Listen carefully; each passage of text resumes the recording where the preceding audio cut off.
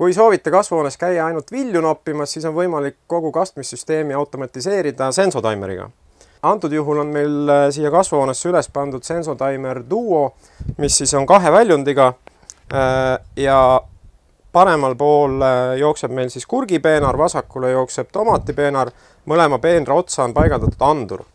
Antud andur siis mõõdab meil niiskuse taset ja vastavalt sellele, kuidas me oleme programmeerinud kastmisaja, alustab siis kogu süsteem kastmist. Ekraani peal on meil näha siis number 1 tsoon ja number 2 tsoon. Antud hetkel on siis näha, et andur on mõõtnud number 1 tsoonis niiskuse taseme maksimumi ehk kastmist hetkel vaja ei ole ja number 2 tsoonis on 3. tase. Seda näitavad need veetilgad ekraani peal.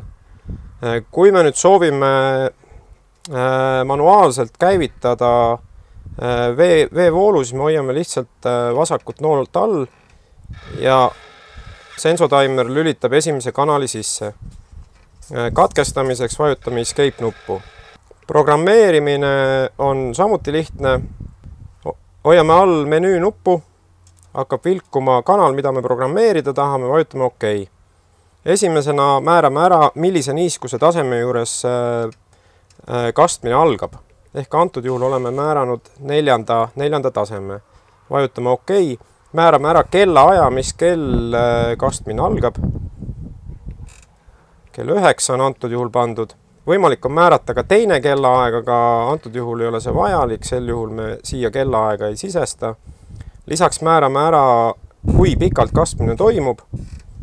On 15 minutit määratud praegu ja on võimalik määrata ka Eco Days, ehk mis tähendab seda, et juhul kui andur mõõdab, et täna on vaja kasta, aga me määrame siia 1 päeva, siis tegelikult kastmist alustatakse 1 päev hiljem.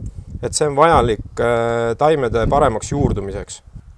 Juhul, kui teil peaks mingil põhjusel anduritega side katkema, siis toimub kastmine automaatselt vastavalt eelseadistatud kellaaegadele, ehk ei pea kartma seda, et teil taimed ära peaksid kuivama, kui te kodunt pikemaks ajaks ära lähete.